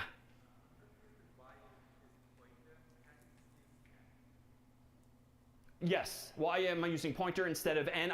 Well, yes, I could reuse n at this point. I deliberately chose to use pointer for two reasons. One, I'm using it for different reasons here. Two, it's not necessarily the best idea to use one variable here for a specific purpose and then reuse the name down here. Besides, it's out of scope at this point anyway. So it just makes me feel better that I have different variables doing different things. But it would not break if I did it your way. Other questions? Yeah, and back. Are pointers temporary? Not necessarily. Like the linked list we are building up in memory exists because we are using pointers to build this data structure and to keep it intact for as long as the program is running. My temporary variables, n and pointer, PTR in this case, those are ephemeral, and I'm only using them to kind of stitch things together temporarily. A good question. All right, so let's now motivate why we're spending so much time sort of stitching these things together so carefully. Well, here's our little cheat sheet of common, but not exhaustive running times. Let's consider what the running time is for some fairly basic operations like inserting a number into a linked list, maybe searching for a number in a linked list or traversing it, and also deleting, ultimately, numbers in a linked list. So here is my list initially, completely empty, and suppose I go ahead and insert the 1, then I insert the 2, then I insert the 3 using code like we just wrote. I love this approach because even though it looks a little scary at first, this is probably the simplest way to implement insertion into a linked list. Why? Because I'm just constantly prepending the next element. Prepending, which means all of my hard work is just here at the beginning of the list. So even if this thing has 1,000 elements in it, I'm only manipulating some pointers all the way over here pictorially at the left, which means it's pretty darn fast. So given that definition in this picture, what would you say the big O running time is of insertion into a linked list when using my current implementation? Big O of 1. Why? Well, it's not literally one step, but it is a constant number of steps, because if we literally counted the lines of code I was executing, it's a few steps to sort of point one thing up here, point the other thing down here, then update the third, and boom, we're done. In particular, what my current code does not care about is the whole length of this list. Why? Because I'm never traversing the whole thing for the insertion part. I am obviously for the printing part, but for the insertion, I'm just prepending again and again. The downside, though, of this approach is that the whole darn thing is coming out backwards. I'm not doing anything with regard to the ordering of these elements, which means what's the running time of search going to be, for instance? If I tell you, search for like the number 1, find it for me. What's the running time going to be there in Big O? Through 2 before you can get to 1. Big O of, yeah. Big O of n, because in the worst case, it's going to be all the way at the end. And we've seen this scenario before, so it's big O of n for searching. It's definitely big O of n for traversing or printing, but that goes without saying. If you want to print every element, obviously you have to touch every one of the n elements. But what about deletion? Suppose I want to delete an element. That's going to be in big O of also n. Why? Because, again, in the worst case, it could be all the way at the end. So only insertion, as currently implemented, is big O of 1 because we are exercising full control over where the new elements go, irrespective of what the actual values are. So things could escalate quickly here if we do actually want to start keeping things, say, in sorted order, because we can no longer just naively plop things at the very beginning of the list. I think we need to start being a little more careful as to where we put things. So in fact, even though we're doing okay on insert right now, we still have big O of n for the searching and for the deletion, which we won't do in code, as well as, of course, for traversal. So how else might we go about building this list? Well, let me propose that we could maybe append to the end of the list. Let's try that and see if it gets us anywhere better. So here's my list initially, completely empty, aka null. I go ahead and insert the number 1, as before. But now, in this algorithm, I'm going to insert the number 2 and the number 3. So this is great, because now, by chance, it ended up beautifully in order, but that's because I chose the numbers 1, 2, 3, but we'll come back to that detail. Let's consider now what the running time is of this algorithm of insertion using appending to the list. What's the big O running time of insertion now?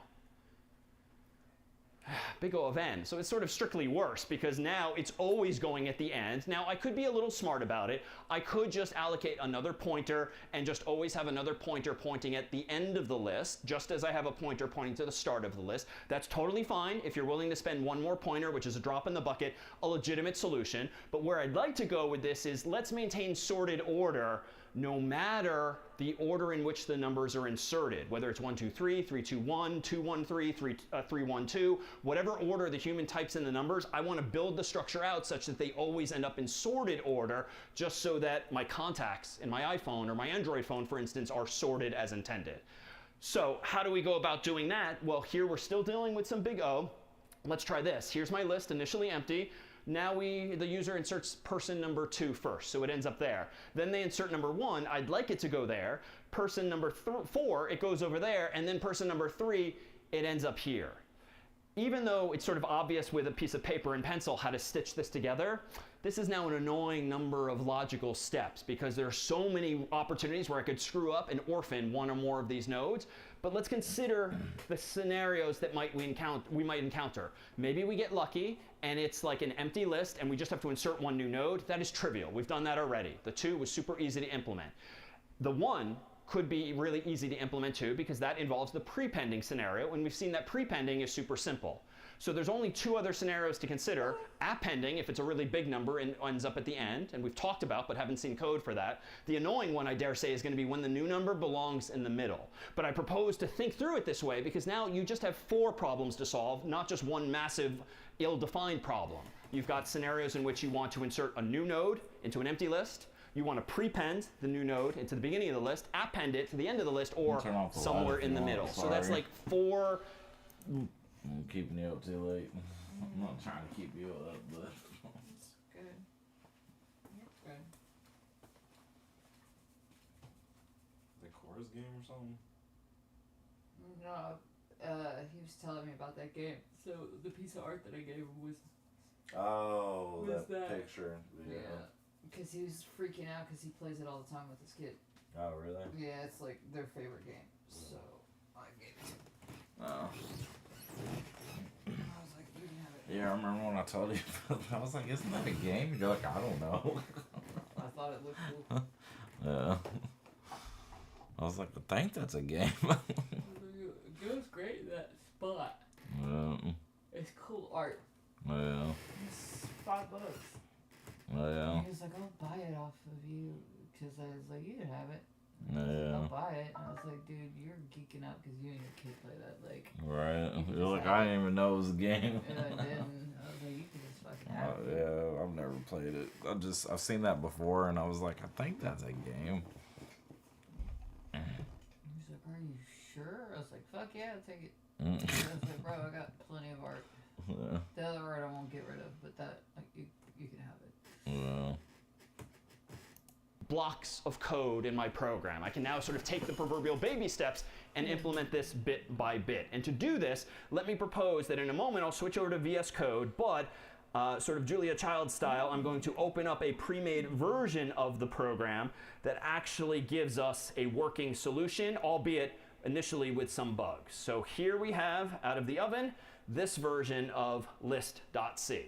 At the top of the file, I've got my same includes as before. I've got my same structure as before here. I've again got int main void. I've got the beginning of my list here, setting it equal to null. And then for the sake of discussion, I'm going to insert 3 values for this example, 1, 2, and 3, by allocating enough room for a node, setting it equal to n.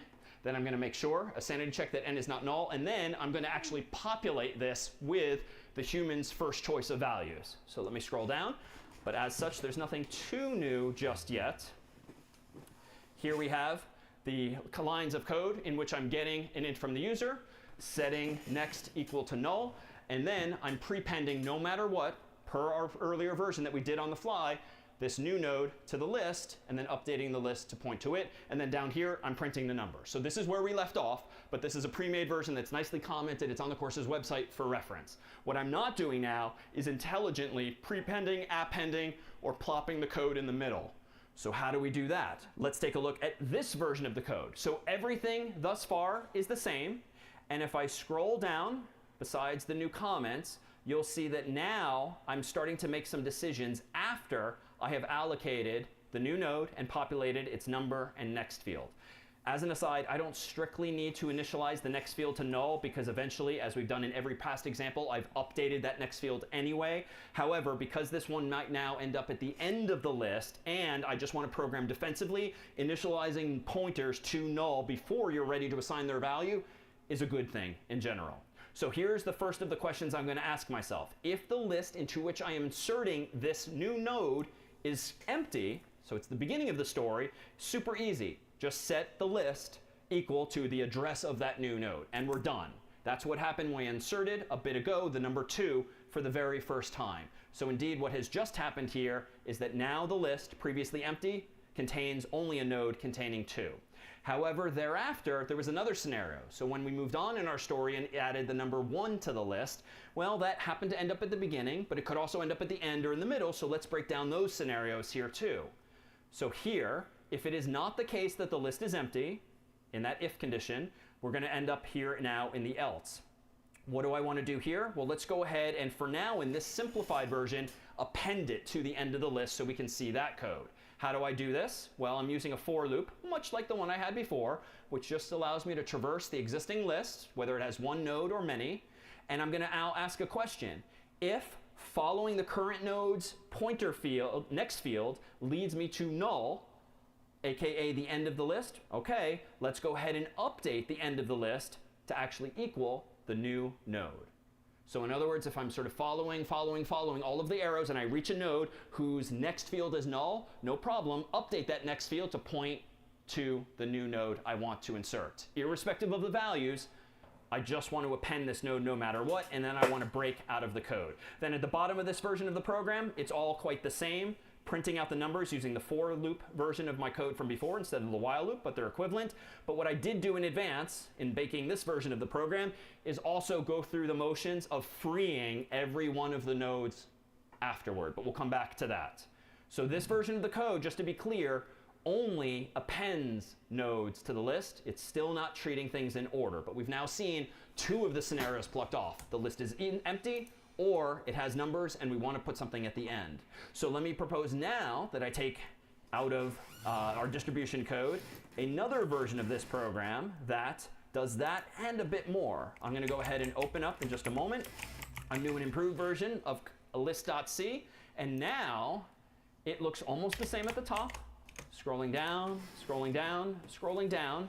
Here's some now familiar code. If the list is empty, do that simple thing as before and just prepend it.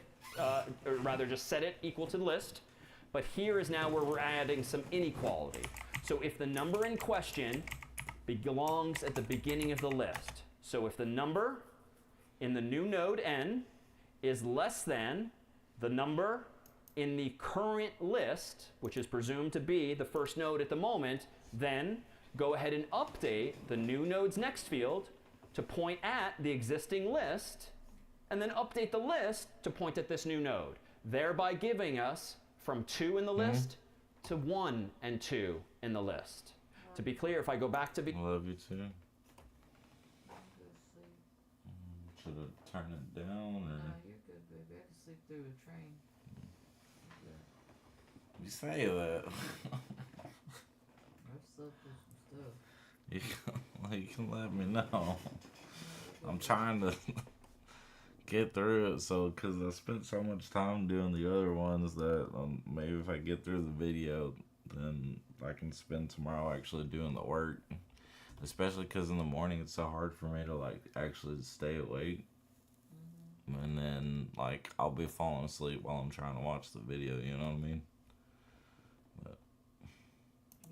CS code here, what's happened here is because 1 is less than 2, of course, I'm going to update the new node's next field to point to the list. What does this mean? Well, the new node at this point in the story is the new node for the number 1, because that's the second thing we're inserting.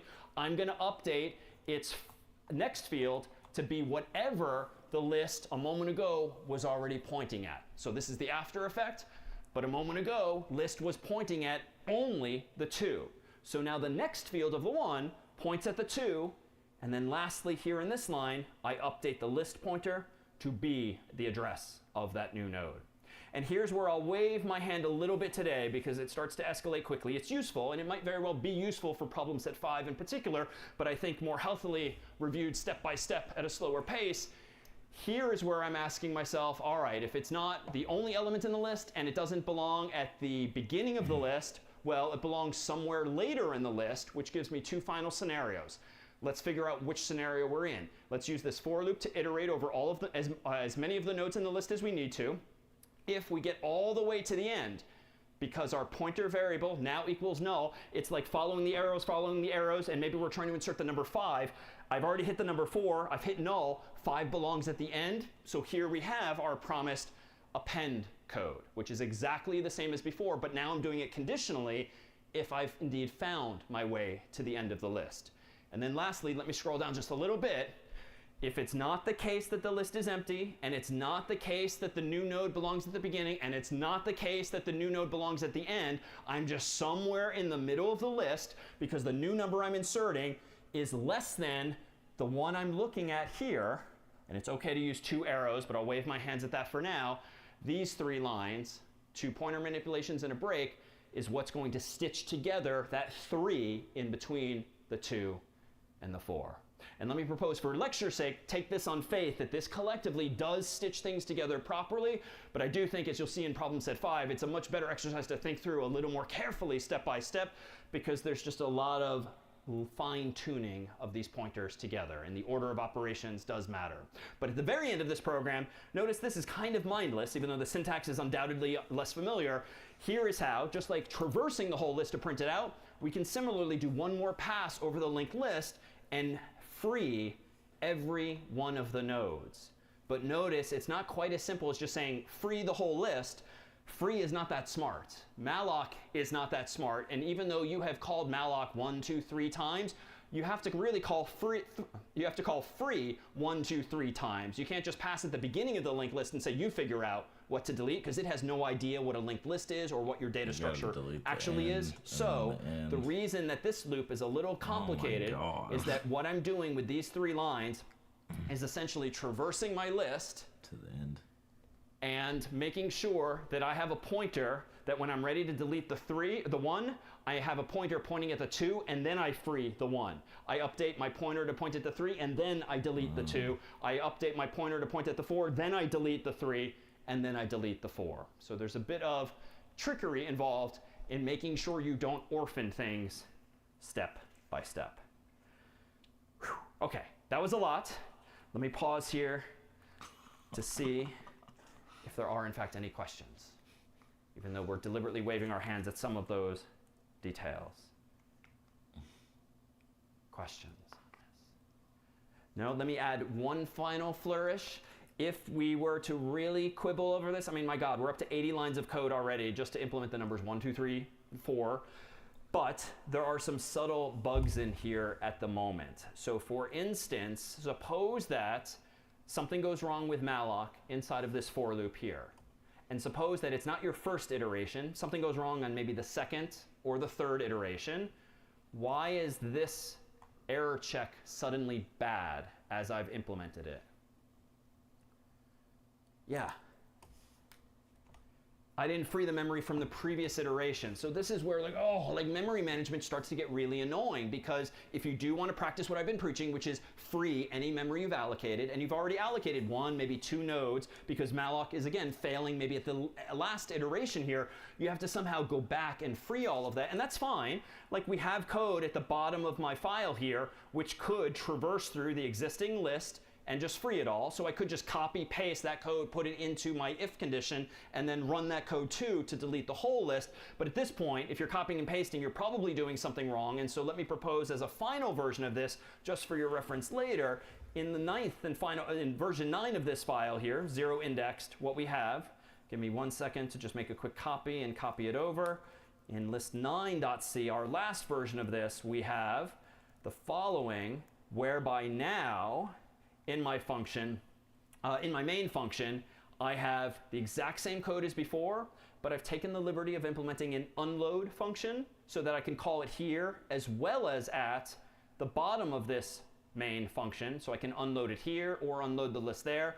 And all I've done now is, in good form in terms of design, just implement the notion of deleting a linked list in its own function, so I can call it any number of times from any number of places. But just so you've seen how I might do that there. All right, so let's ask the question, after all of this, what is the running time of inserting into a linked list? Big O of, say hello, big O of n, damn it, like that's no better. All right, what's the running time of searching a linked list? Big O of n, damn it, what's the running time of deleting from a linked list?